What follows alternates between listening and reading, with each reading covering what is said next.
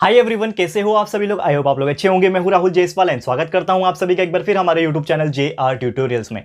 Friends, आज again आपके सामने एक मोस्ट इंपॉर्टेंट हिस्ट्री का लेक्चर वीडियो लेकर आ गया दोस्तों, जिसमें आज हम लोग पढ़ने वाले हमारे 8th स्टैंडर्ड के लिए हिस्ट्री सब्जेक्ट का एक और बेहतरीन चैप्टर, फ्रेश चैप्टर आपके लिए शुरुआत करने जा रहे हैं दोस्तों, जिसका नाम है chapter number 2 Europe and India. तो आज हम इस पर्टिकुलर चैप्टर का पहला लेक्चर यानी लेक्चर नंबर 1 देखने वाले।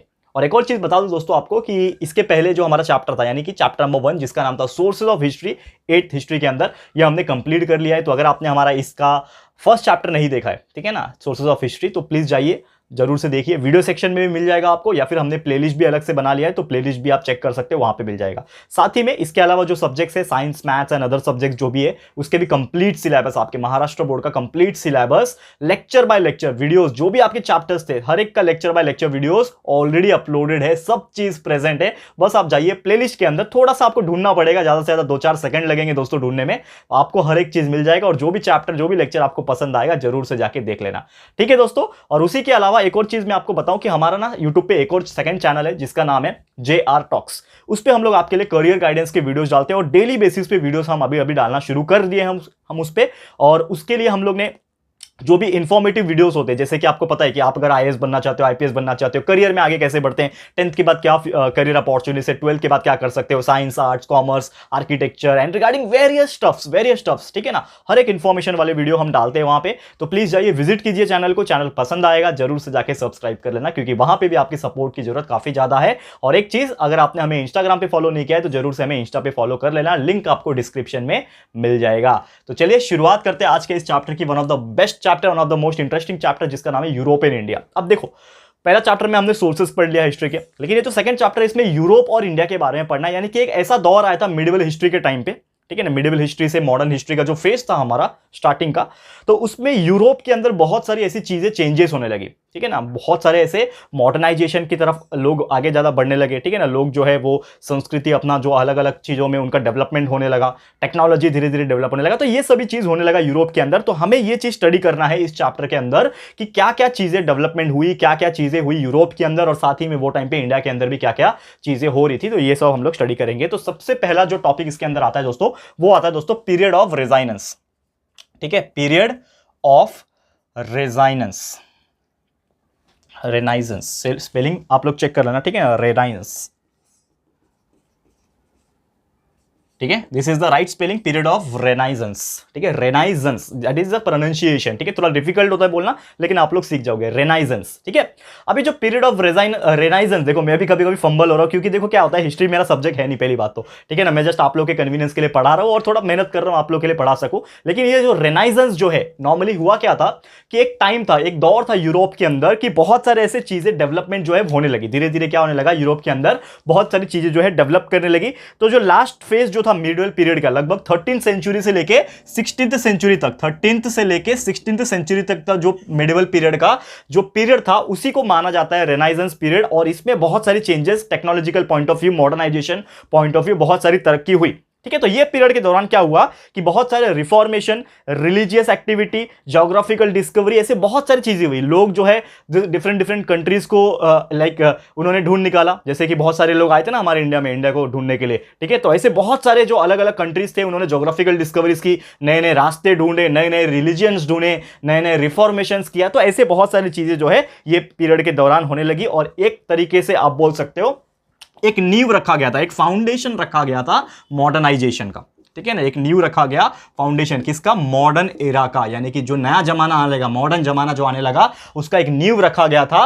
एंड दैट्स व्हाई ये जो पीरियड था, ये जो ईयर्स थे 13th सेंचुरी से 16th सेंचुरी तक, ये जो पीरियड था, इसको कहा जाता है दोस्तों द एज ऑफ रेनाइजेंस। क्या बोलते थे इसको, एज ऑफ, यानी कि एक बोलते हैं ना एक पीरियड होता है, ठीक है ना, जैसे कोल्ड एज हुआ करता था, वैसे यहां पे एज ऑफ रेनाइजेंस इसको बोला जाता था। याद रहेगा दोस्तों, ये सब चीज पूछता भी आपको एग्जाम्स वगैरह में, ये आपको याद रखना है, ठीक है, that is the period of renaissance. तो ये पीरियड में होता क्या था, ये पीरियड के दौरान बहुत सारे फील्ड में, जैसे आर्ट्स का जो फील्ड होता था, यानी कला, संस्कृति, कला का फील्ड हो गया, आर्किटेक्चर, धीरे धीरे डेवलपमेंट्स होने लगे, लोग बिल्डिंग्स बनाने लगे, लोग धीरे धीरे ऑफिसेस बनाने लगे, लोग इंफ्रास्ट्रक्चर के ऊपर ज्यादा ध्यान लगे। पहले के लोग झोपड़ी वगैरह में रहते थे, ठीक है ना, पत्ती का घर बना लिया, लकड़ी काट के घर बना लिया, लेकिन धीरे धीरे वो टाइम पे जो है टेक्नोलॉजिकल जब डेवलपमेंट होने लगा, तो लोग जो है इंफ्रास्ट्रक्चर और आर्किटेक्चरल पॉइंट ऑफ व्यू भी सोचने लगे और धीरे धीरे एडवांस लेवल पे जाने लगे। तो इसके अलावा फिलोसॉफी में भी काफी ज्यादा डेवलपमेंट आया, लोग फिलोसॉफिकल बातें करने लगे, बहुत सारी चीजें सोचने लगे। और वो टाइम पे एक तरीके से आप बोल सकते हो कि ग्रीक और रोमन अंपायर जो थे उसका एक तरीके से वापस से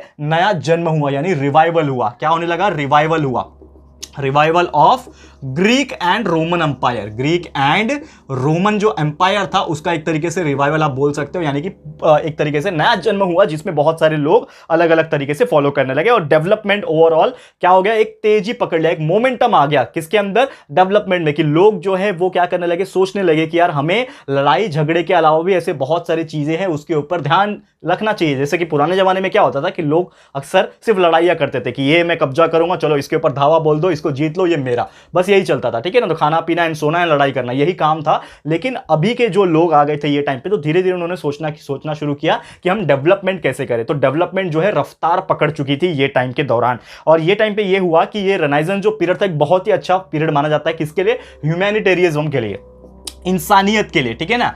ह्यूमैनिटेरियनिज्म, ठीक है ना, स्पेलिंग्स आप चेक कर लेना, ठीक है ना। ह्यूमैनिटेरिज्म, ह्यूमैनिटेरिज्म, देखो बहुत ज्यादा डिफिकल्ट है बोलना, लेकिन आप लोग थोड़ा स्पेलिंग चेकआउट कर लेना, ठीक है ना। ये सब छोटी छोटी चीजें हैं जो आप लोग कर सकते हो, इसमें कोई परेशानी नहीं। लेकिन मेन जो कंसेप्ट है, जो नॉलेज है, वो आपको मैं प्रोवाइड कर रहा हूं, आपको इसको ध्यान से सुनना पड़ेगा। तो वो टाइम पे जो इंसानियत जिसको हम लोग बोलते हैं, ह्यूमैनिटेरियनिज्म जो था वो ज्यादा डेवलपमेंट करने लगा। क्योंकि क्या हो गया कि यार लोग पहले ना इंसान को इंसान नहीं समझते थे, वो उनको बस एक कि मेरे को इसको मारना है, इसको खत्म करना है, इसके ऊपर जीत हासिल करनी, तो ऐसा सोचते थे लोग, ठीक है ना। इंसानियत नहीं थी लोगों के अंदर। लेकिन धीरे धीरे क्या हो गया, जो रेनेसांस पीरियड जो आया वो टाइम पे लोग ने एक दूसरे को समझना शुरू कर दिया। बोले कि यार ये भी तो इंसान है, इसके अंदर भी तो जिंदगी है, इसके अंदर भी जान है। तो एक तरीके से आप बोल सकते हो ना, एक तरीके से ह्यूमैनिटी जाग गई लोगों के अंदर, धीरे धीरे ह्यूमैनिटी जो है वो जागना शुरू कर दिया। और ये पूरा एक तरीके से एक आउटलुक क्रिएट हो गया, एक बहुत ही अच्छा मुहिम शुरू हुआ कि लोग जो है ह्यूमन बींग्स को बहुत अच्छे से ट्रीट करने लगे। ह्यूमन बींग्स यानी एक दूसरे को, जैसे कि हम इंसान हैं आज के डेट में, तो हम दूसरे इंसान के बारे में सोचते हैं, थोड़ा बहुत तो सोचते हैं ना, आप लोग भी सोचते होंगे, जैसे मैं भी सोचता हूं आप लोग के लिए फ्री में, कोई परेशानी नहीं है मेरे को। तो वो जमाने में भी लोगों ने एक दूसरे के लिए यहां पे सोचना शुरू कर दिया, यार ये भी तो इंसान है, इसके बारे में भी तो सोचना चाहिए। तो ऐसे धीरे धीरे ने आपस में जो ह्यूमन बींग्स थे वो सब एक दूसरे से अच्छा व्यवहार करने लगे, अच्छे तरीके से पेश आने लगे। नहीं तो पुराने जमाने में होता था कि लोग काम से काम मतलब रखते थे, उसको मार दिया, कब इसके ऊपर गुस्सा आया तो इसको फेंक दिया उठा के। ऐसे बहुत सारी चीजें आपने देखी भी होगी, series and web series movies वगैरह में देखी होगी, ऐसे लोग करते थे पुराने जमाने में। लेकिन ये टाइम पे रेनेसांस पीरियड के टाइम होने लगा कि इंसान का दुख दर्द वगैरह सब चीज देखने लगे और इंसान को इंसान जैसे ही ट्रीटमेंट मिलने लगा। बहुत सारी ऐसी चीज आई। और ये चीज में क्या होने लगा कि एक चीज और यहां पे लोगों ने भुला दिया कि रिलीजन थोड़ा सा भुलाना शुरू कर दिया। यानी कि जो रिलीजन के ऊपर जो कत्ले आम होते थे, जो लोग एक दूसरे को मारते थे, एक दूसरे के ऊपर हक जमाते थे एंड बुरा भला बोलते थे कि यार ये रिलीजन का है, ये हमारा आदमी नहीं है, इसको मारो, ऐसा करते थे। तो वो जमाने में क्या होने लगा, ये पीरियड के टाइम, रेनेसांस पीरियड के टाइम, कि रिलीजियन को छोड़ के लोग जो है इंसान को ज्यादा परखने लगे कि यार ये रिलीजन भले इसका कोई भी हो, लेकिन है तो ये इंसान ना। तो इंसान को इंसान से अट्रैक्शन, इंसान से इंसान को एक्सेप्टेंस यानी कि स्वीकार करना वगैरह ये लोग ने शुरू कर दिया। और इस तरह से ह्यूमैनिटी जो है काफी ज्यादा डेवलपमेंट होने लगी, ठीक है। और साथ ही में जो रिफॉर्म मूवमेंट आया, ये टाइम पे क्या हो गया कि पूरा जो ह्यूमैनिटी थी, ह्यूमन लाइफ में ऐसे बहुत सारे बदलाव आने लगे, क्योंकि बहुत सारी चीजें चेंजेस होने लगे। तो ये सब जो थॉट्स जो मन में लोगों के था वो चेंज होके अभी डेवलपमेंट के ऊपर थोड़ा ज्यादा आ गया था। क्योंकि अभी वो लोग को समझ में आ गया था कि यार ये सबसे बढ़ के भी क्या होता है, इंसानियत होता है। इंसानियत बहुत बड़ा चीज है और हमें इंसानियत को अगर आगे जिंदा रखना है, आगे लेके जाना है, तो हमें डेवलपमेंट के ऊपर भी थोड़ा सा ध्यान देने की जरूरत है। तो जैसे कि बहुत सारे डेवलपमेंट होने लगे, लोगों के पास नॉलेज आने लगे, ठीक है ना, अलग अलग फील्ड में, ठीक है, नॉलेज, ठीक है, अलग अलग फील्ड में क्या आने लगा, लोगों के पास नॉलेज आने लगा। In the fields of science आ गया दोस्तों, साइंस आने लगा, आर्ट्स आने लगा। तो ऐसे लोग अलग अलग तरीके से विज्ञान के फील्ड में, यानी साइंस के फील्ड में, आर्ट्स के फील्ड में, कल्चरल, लिटरेचर, ये सब अलग अलग फील्ड में जो है लोगों ने दस्तक देना शुरू किया और उसको डेवलप करना शुरू किया और उसको अडॉप्ट करना यानी स्वीकार करना शुरू किया। और सो दैट बहुत सारे स्किल्स लोगों के अंदर आने लगे। कोई बहुत ही अच्छा आर्टिस्ट बन गया, कोई पेंटर बन गया, कोई ऐसे बहुत सारी चीजें होने लगी धीरे धीरे। और बहुत सारी डिस्कवरीज भी इस दौरान, ये जो मूवमेंट चल रहा था, रिफॉर्म मूवमेंट, इस दौरान होने लगी। तो यही टाइम पे क्या हो गया कि जो आर्ट और लिटरेचर जो था रेनेसांस पीरियड के दौरान, अगर बात करें कि जो आर्ट था ये बहुत ज्यादा इमोशंस और सेंटिमेंट्स के बारे में, लोगों के बारे में दर्शाता था। यानी कि एक पेंटिंग बना दिया अगर, तो पेंटिंग में एक इंसान का सेंटिमेंट झलकता था, एक तरीके से इंसानियत जो है वो झलकती थी यहां पे। तो ऐसे बहुत सारी चीजें होने लगे। एंड जो लिटरेचर था, जो लिटरेचर एक तरीके से बोल सकते हो, ठीक है ना, संस्कृति आप बोल सकते हो। तो जो लिटरेचर था उसको अलग अलग लोकल लैंग्वेजेस में लिखा जाने लगा, अलग अलग फॉरेन लैंग्वेजेस में लिखा जाने लगा। एंड इस तरह से लोग जो है वो एक दूसरे को समझा पाए, क्योंकि जो कॉमन पीपल थे,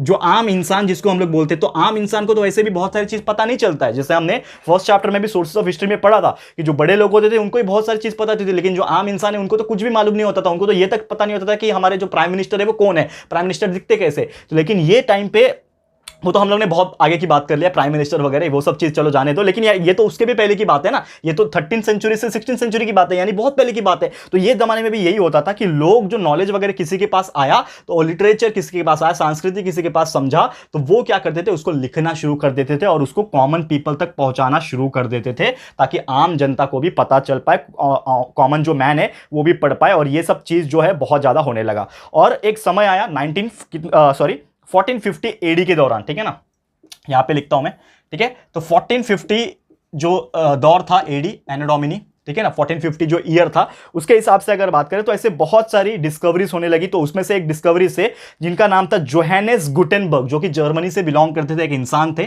ठीक है ना, जोहानेस क्या नाम है उनका, ग्यूटेनबर्ग, ठीक है ना। स्पेलिंग्स आप लोग चेक कर रहे ना दोस्तों, क्योंकि ये सब चीज ना याद रखना थोड़ा डिफिकल्ट होता है, आपको लग भी रहा होगा। देखो मैं बोलने के लिए भी थोड़ा सा मेरी जीभ टेढ़ी हो जा रही है, ठीक है, ससुरा जीभ क्या बोलते हैं, टेढ़ी हो गई। तो ये सब कुछ नेम जो है वो अंग्रेज लोग के नाम है, तो थोड़ा सा डिफिकल्ट तो होता ही है बोलने के लिए, तो ये आपको याद रखना पड़ेगा। तो जोहानेस ग्यूटेनबर्ग जो थे वो टाइम पे कौन थे, जोहानेस गुटेनबर्ग जो थे वो टाइम पे जर्मनी से बिलोंग करते थे, और उन्होंने प्रिंटिंग प्रेस करना शुरू कर दिया। What do you mean by printing press, मैंने बताया भी है, यानी कि एक तरीके से आप बोल सकते हो अखबार, लिखा हुआ कुछ चीज, अखबार भी जाने दो, लिखा हुआ चीज, यानी कि कुछ पेपर में कुछ लिखा हुआ चीज इंफॉर्मेशन पॉइंट ऑफ व्यू लोगों तक पहुंचाने लगे, तो उसको प्रिंटिंग प्रेस बोल सकते हो। इन शॉर्ट याद रखना है, अखबार, न्यूज़पेपर एक तरीके से आप याद रख सकते हो। और वो जो प्रिंटिंग प्रेस होता था उसमें क्या करते थे, वो अलग अलग आइडियाज, अलग अलग कंसेप्ट, अलग अलग तरीके से लिटरेचर, इंफॉर्मेशन, जो भी चीज उनके पास आता था अलग अलग सोर्स से, वो क्या करते थे, आगे जाके उसमें लिखते थे, पहुंचाते थे और प्रिंटिंग करते थे। इस तरीके से जो सोसाइटी थी वो क्या हो गई, धीरे धीरे डेवलप होने लगी। और इसमें अगर मैं बात करूं, ये जो पीरियड हमारा चल रहा है, कौन सा पीरियड है दोस्तों, रेनाइजेंस जो पीरियड है, इसमें एक इंसान का बहुत बड़ा योगदान रहा है और उसको one of the most important person माना जाता है रेनाइजेंस पीरियड का, और वो इंसान का नाम है, आपने भी सुना होगा, लियोनार्डो डा विंसी, ठीक है। तो उनका हम लोग जिक्र करेंगे और थोड़ा सा उनके बारे में चर्चा करेंगे। तो ये मैं अभी फिलहाल में रफ करता हूं, ठीक है ना। तो यहां पे लिखूं चलेगा, कोई प्रॉब्लम नहीं है, यहां पे लिख देता हूं मैं लियोनार्डो डा विंसी के बारे में, ठीक है। थोड़ा सा ज्यादा इंफॉर्मेशन नहीं है लेकिन थोड़ा सा भी है, तो उसके बारे में हम लोग लिख सकते हैं। कौन है, लियोनार्डो डा विंसी, कौन थे ये, बहुत ही फेमस रहे यार ये तो। रेनाइजेंस जो पीरियड था इनका रोल बहुत बड़ा है। लियोनार्डो डा विंसी जो थे एक बहुत ही ज्यादा काबिल, रिकॉग्नाइज आप बोल सकते हो, लोग जानने वाले ऐसे तरीके के इंसान थे जो कि रेनाइजेंस पीरियड के सबसे इंपॉर्टेंट पर्सन माने जाते हैं। और ये पीरियड के दौरान उन्होंने क्या किया था, अलग अलग साइंस के ब्रांचेस, साइंस और आर्ट्स के ब्रांचेस जो है उन्होंने बनाना शुरू कर दिया। साइंस एंड आर्ट्स के ब्रांचेस जो है वो उन्होंने बनाना शुरू कर दिया था, और उसके वजह से काफी ज्यादा डेवलपमेंट होते गया। तो उन्होंने क्या किया था कि बहुत सारे सब्जेक्ट्स के ऊपर उन्होंने मास्टरी की हुई थी, यानी कि एक तरीके से आप बोल सकते हो ना कि यार मुझे ये चीज बहुत ज्यादा आता है, एक्सपर्ट हूं। जैसे कि मैं अगर बात करूं, मतलब मैं एक्सपर्ट तो मानता नहीं, लेकिन फिर भी अगर मैं कंपेयर करूं तो मुझे साइंस और मैथ्स पढ़ाना काफी ज्यादा अच्छा लगता है और मजा आता है, और उसमें मुझे लगता है कि लाइक मैं थोड़ा सा मास्टरी लेवल पे हूं, यानी कि बहुत ज्यादा तो नहीं, मेरे से तो बड़े बड़े काफी ज्यादा लोग होंगे, बहुत सारे यार फिजिशियन, मैथमेटिशियन है, लेकिन एटलीस्ट थोड़ा बहुत तो नॉलेज है मेरे को। तो लेकिन ये जो इंसान थे लियोनार्डो डा विंसी, ये साइंस और आर्ट्स के फील्ड में उन्होंने बहुत सारे ब्रांचेस बनाए और उसमें क्या कर ली थी, मास्टरी हासिल कर दी थी, यानी कि उपलब्धि बोलते हैं ना हम लोग कि यार बहुत आगे बढ़ गए, यानी कि इनके पास बहुत ज्यादा नॉलेज आ गया है वो सब सब्जेक्ट्स का। तो ये जो उसमें सब्जेक्ट्स जो होते थे उसमें से एक सब्जेक्ट है स्कल्पचर। आपको पता है स्कल्पचर का मतलब क्या होता है, यानी कि कुछ तरीके से एक तरीके से मूर्ति बनाना। स्कल्पचर जैसे हम लोग गणेश भगवान के आइडल बनाते हैं ना गणपति में, वैसे ही यहाँ पे जो स्कल्पचर होते थे, स्टैच्यूज वगैरह आप बोल सकते हो, तो वैसे बनाना उन्होंने मास्टरी हासिल कर ली थी। फिर आर्किटेक्चर हो गया, ऐसे में कुछ लिख रहा हूं यहाँ पे, आर्किटेक्चर, ठीक है। फिर अगर मैं बात करूं आगे और भी ऐसे बहुत सारी चीज, मैथमेटिक्स, फिर इंजीनियरिंग। सोचो यार वो टाइम पे इंजीनियरिंग का कंसेप्ट उनको पता था, तो मैथमेटिक्स हो गया, मैथ जिसको हम लोग बोलते हैं, मैथ्स हो गया, इंजीनियरिंग हो गया, ऐसे बहुत सारी चीज, फिजिक्स हो गया, ठीक है ना, एस्ट्रोनॉमी हो गया, म्यूजिक हो गया, ये सब मैं लिखूंगा, आप लोग भी नोट डाउन कर सकते हो। तो ऐसे बहुत सारी चीजें, बहुत सारी चीज तो मैंने लिखी भी नहीं, लेकिन मैं बता रहा हूं कौन कौन सी चीजें मैंने यहाँ पे आपको मेंशन किया। आर्किटेक्चर हो गया, स्कल्पचर हो गया, इंजीनियरिंग हो गया, मैथमेटिक्स हो गया, एस्ट्रोनॉमी हो गया, म्यूजिक हो गया। तो इतने सारी चीजों में उन्होंने क्या कर लिया था दोस्तों, मास्टरी हासिल कर लिया था। तो आप सोच सकते हो यार कितने टैलेंटेड इंसान रहे होंगे वो, ठीक है। भले ही अंग्रेज से तो क्या हुआ, तारीफ तो करना बनता है ना, भले उन्होंने जो भी किया अपने को नहीं मालूम, लेकिन यार कहीं ना कहीं उनके पास एक नॉलेज था, यानी बहुत ही वैल्यूएबल, बहुत ही नॉलेजेबल पर्सन थे, इसीलिए ये बहुत इंपॉर्टेंट पर्सन माने जाते हैं। कहां पे, ये रेनाइजेंस जो पीरियड है इस दौरान माने जाते हैं। और वो टाइम पे उन्होंने बहुत ज़्यादा एक तरीके से फेमस कब हुए थे, ये बहुत ज्यादा फेमस कब हुए थे, क्योंकि उन्होंने एक पेंटिंग बनाई थी, क्योंकि ये बहुत ही अच्छे पेंटर थे, तो उन्होंने एक पेंटिंग बनाई थी। आप सबको पता होगा दोस्तों, मोनालिसा, आपने देखा होगा ना हिस्ट्री बुक में, आप देखोगे तो आपको ना एक पेंटिंग दिखेगा मोनालिसा लिखा हुआ, यानी एक फीमेल थी, उसकी एक तस्वीर बनाई थी जो कि इतनी पॉपुलर हुई थी। आज भी कहीं ना कहीं उनका जो मोनालिसा पेंटिंग है उसका जिक्र होता है और उसको ऑक्शंस में बेचा जाता है, बहुत ही ज्यादा लोग उसको खरीदने की कोशिश करते हैं। तो जो मोनालिसा पेंटिंग थी, ये एक तरीके से बोल सकते हो आप कि बहुत ज्यादा प्रसिद्ध हुआ था, बहुत ज्यादा फेमस हुआ था, इसके वजह से लियोनार्डो डा विंसी का नाम बहुत ज्यादा फेमस हुआ था। क्लियर है? तो उम्मीद करता हूं कि ये रेनाइजेंस क्या होता है, ये पीरियड के दौरान क्या क्या हुआ था, क्या क्या चीजें फॉलो करनी चाहिए और लियोनार्डो विंसी ने क्या क्या किया था, ये सब चीज आपको क्लियर हो गया होगा। ठीक है, तो ये था हमारा एक पहला टॉपिक आज का। और भी 2-3 टॉपिक्स आज पढ़ने हम लोग को, थोड़ा सा पेशेंस बना के रखो, क्योंकि देखो चैप्टर बहुत बड़ा है, धीरे धीरे से पढ़ेंगे लेकिन आराम से अच्छे से पढ़ेंगे, हर चीज कंसेप्ट के हिसाब से पढ़ेंगे। तो ये था हमारा पहला टॉपिक आज का, और 2 छोटे छोटे टॉपिक्स है उसको भी हम लोग आज कवर कर लेंगे। तो बने रहो हमारे साथ, बहुत सारी चीजें आपको मिलती रहेगी और उम्मीद करता हूं कि आपको हर एक चीज अच्छे से क्लियर हो रहा होगा। ठीक है, बस आप ध्यान लगा के अच्छे से देखते रहो। ओके, तो चलते हैं अगले टॉपिक की तरफ, जो कि हम लोग को आज पढ़ना है, जिसका नाम है दोस्तों, यहां पे मैं जिक्र करूंगा यहां पे। तो सेकंड टॉपिक है दोस्तों रिलीजियस रिफॉर्म मूवमेंट। ठीक है ना, रिलीजियस यानी कि रिलीजन के आधार पे बहुत सारे ऐसे मूवमेंट होने लगे। तो religious reform movement, religious reform movement. अब ये क्या होने लगा, रिलीजियस रिफॉर्म मूवमेंट में क्या होने लगा?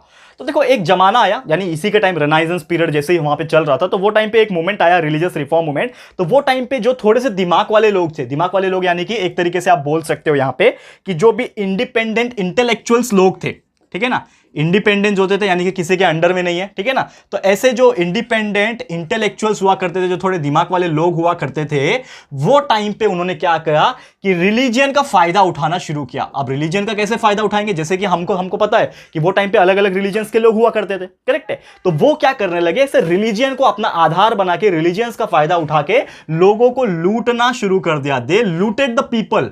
लूटेड मतलब इंग्लिश वर्ड है, लूटना हिंदी वर्ड है, लूटेड यानी इंग्लिश वर्ड है। तो लूटेड यानी कि उन्होंने शुरू किया लूटना अलग अलग लोग को, रिलीजन को आधार बना के, रिलीजन का यूज करके, एंड बहुत सारे लोग के ऊपर उन्होंने अटैक किया। अटैक मतलब कौन सा, उनके आइडियोलॉजीज के ऊपर अटैक किया, जो खासकर रोमन कैथोलिक जो चर्च था, रोमन कैथोलिक एम्पायर था, उसके ऊपर उन्होंने कब्जा करना शुरू कर दिया। इन टर्म्स ऑफ किसकी बात कर रहा हूं यहां पे मैं, इन टर्म्स ऑफ रिलीजियंस उन्होंने लूटना शुरू कर दिया। ये चीज आपको ध्यान में रखना है।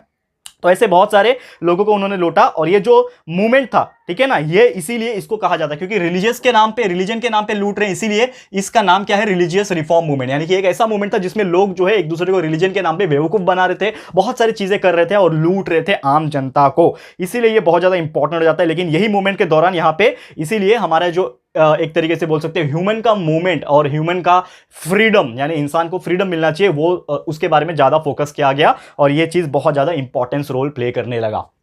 क्लियर है? उम्मीद करता हूं कि ये चीज आपको समझ में आ गया होगा दोस्तों। एक और चीज हमें यहां पे पढ़ना है, जो कि आखिरी टॉपिक में पढ़ाना चाहता हूं आपको इस चैप्टर के अंदर, सॉरी इस पर्टिकुलर लेक्चर के अंदर। चैप्टर तो काफी बड़ा, टाइम लगेगा, 2 से 3 लेक्चर लग जाएगा आपको कंप्लीट करने के लिए, लेकिन ट्रस्ट में दोस्तों बहुत सारी चीजें आपको पता चल जाएगी एंड बहुत ही इंफॉर्मेशन आपको मिलेगा। तो एक और यहां पे मैं बताऊंगा जो कि है ज्योग्राफिकल डिस्कवरीज। तो ज्योग्राफिकल डिस्कवरीज क्या होता है, यहां पे हम लोग को थोड़ा सा ध्यान देने की जरूरत है। ज्योग्राफिकल डिस्कवरीज, तो ज्योग्राफिकल डिस्कवरीज जैसे कि आपको नाम से ही थोड़ा पता चल जाएगा कि ये जमाने में क्या होने लगा कि एक टाइम ऐसा आया जिसमें ज्योग्राफिकल डिस्कवरी यानी कि ज्योग्राफी यानी area point of view discoveries होने लगे। लोग अलग अलग जगह पे जाने लगे। जैसे कि आपको पता है वास्को ड गामा जो है उन्होंने पूरा वर्ल्ड में कंकर किया था, यानी घूमा था अलग अलग जगह पे, समुद्र के रास्ते से अलग अलग जगह घूमा था, ठीक है ना। तो ये जैसे थे वैसे सेम यहां पे क्या होने लगा, अलग अलग लोग यहां पे अलग अलग जगह जाने लगे। तो जो ऑटोमन टर्क्स थे, तो उन्होंने इस्तांबुल के ऊपर कब्जा कर लिया। यानी कि एक जमाना था 1453 में, ठीक है, 1453 एडी में जो ऑटोमन टर्क्स थे, यानी कि एक तरीके से आप बोल सकते हो टर्किश लोग जो होते हैं ना, वो जमाने में जो ऑटोमन टर्क्स हुआ करते थे, उन्होंने किसके ऊपर, इस्तांबुल जो देश है, आपको पता है इंस्टा लिखने वाला था, इंस्टाग्राम, ठीक है, इस्तांबुल, ठीक है, माफ करना, इस्तांबुल, देखो यार स्पेलिंग में बहुत तकलीफ होती है, ठीक है ना, इस्तांबुल। तो इस्तांबुल जो था उसके ऊपर उन्होंने कब्जा कर लिया, उसके ऊपर फतेह हासिल कर लिया। और ये टाइम पे होने लगा कि अलग अलग रास्ता उन्होंने बनाना शुरू किया, क्योंकि देखो अगर आपको एक जगह से दूसरे जगह जाना है तो वो टाइम पे फ्लाइट्स वगैरह नहीं हुआ करते थे, ठीक है। तो जब फ्लाइट्स नहीं होते थे तो उनको रास्ता खुद ही चूज करना पड़ता था, यानी कि जो ट्रेडिंग का, जो व्यापार का जो रास्ता होता था वो उनको खुद बनाना पड़ता था। तो वो टाइम पे बहुत सारे ऐसे रास्ते जो है, ट्रेड्स जो है वो बनने लगे। किसके वजह से बनने लगे, ये सब चीज के वजह से बनने लगे, ताकि एशिया जो था हमारा, जो इंडिया था जिसमें बहुत बड़ा एक एम्पायर हुआ करता था, तो एशिया एशिया एंड यूरोप जो था दोस्तों, ठीक है ना, एशिया और यूरोप को कनेक्ट किया जा सके, एक तरीके से जोड़ा जा सके, तो इसके लिए क्या बनाने लगा दोस्तों, ट्रेड रूट, यानी कि व्यापार का जो रास्ता था, रोड एक तरीके से बोल सकते हो, तो ट्रेड रूट जो है वो बनने लगा, वहां पे बनाने की उन्होंने कोशिश कर दी। और यही टाइम के दौरान क्या होने लगा कि ये जो तुर्क लोग थे उन्होंने कब्जा कर लिया था, तो फिर उन्होंने क्या कर दिया कि ये जो रूट था उसको उन्होंने क्या कर दिया, ब्लॉक कर दिया, ये जो रूट था उसको रोक दिया, जमा कर दिया, बंद कर दिया, एक तरीके से आप बोल सकते हो, तो ब्लॉक कर दिया उन्होंने, जिसके वजह से कोई और रास्ता ढूंढने की नौबत आ गई और बहुत सारे तरीके से रास्ता जो है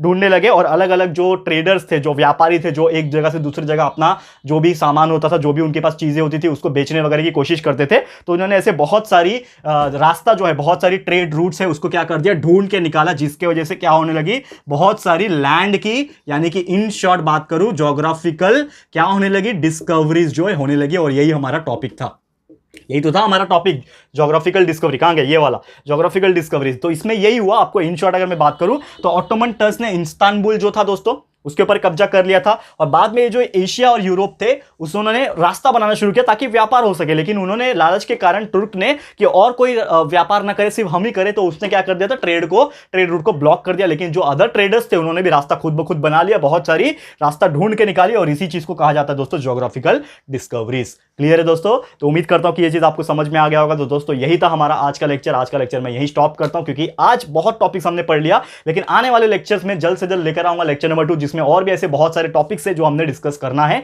तो प्लीज बने रहिए हमारे साथ और बहुत सारी चीजें आपको मिलती रहेगी। ठीक है, तो आज का ये वीडियो इतना ही था। ये वीडियो आपको कैसा लगा है दोस्तों, प्लीज हमें कमेंट करके बताइएगा, अपनी राय और सजेशन जरूर से दीजिएगा। वीडियो पसंद आया है, अच्छा लगा है दोस्तों, तो प्लीज वीडियो को लाइक कीजिएगा, शेयर जरूर से करना, अपने सारे फ्रेंड्स एंड रिलेटिव्स को फटाफट शेयर करना दोस्तों, क्योंकि बहुत मेहनत कर रहे हैं आप लोग के डिमांड के लिए, हम लोग ये सब्जेक्ट्स बना रहे हैं। मेरा सब्जेक्ट है नहीं लेकिन फिर भी पढ़ा रहा हूं दोस्तों, तो प्लीज ये जो मेहनत है उसको ज्यादा से ज्यादा लोगों तक पहुंचाना मैं चाहता हूं। हर एक बच्चा यहाँ पे हिस्ट्री एंड ज्योग्राफी एंड उसमें इंटरेस्ट दिखाए और उनको बहुत अच्छे से समझ में आए। तो प्लीज शेयर कीजिए अपने सारे फ्रेंड्स एंड रिलेटिव्स को, और उनको भी बोलना आगे शेयर करने के लिए। और उसके अलावा जो भी मैंने सब्जेक्ट्स ऑलरेडी बना के रखे हुए साइंस एंड मैथ्स, उसको भी जरूर से शेयर करते रहना और अच्छे से देखते रहना। ठीक है, चैनल पे फर्स्ट टाइम आए हो, अभी तक चैनल को सब्सक्राइब नहीं किया है, तो फटाफट से चैनल को सब्सक्राइब भी कर देना। साथ में दोस्तों एक बेल आइकन होता है, उसको भी प्रेस कर देना, ताकि जब भी फ्यूचर में कोई वीडियोस को हम लोग अपलोड करेंगे आप लोग को नोटिफिकेशन मिलती रहेगी। ठीक है फ्रेंड्स, तो मिलते हैं हमारे अगले वीडियो में। ये वीडियो देखने के लिए thank you and good bye.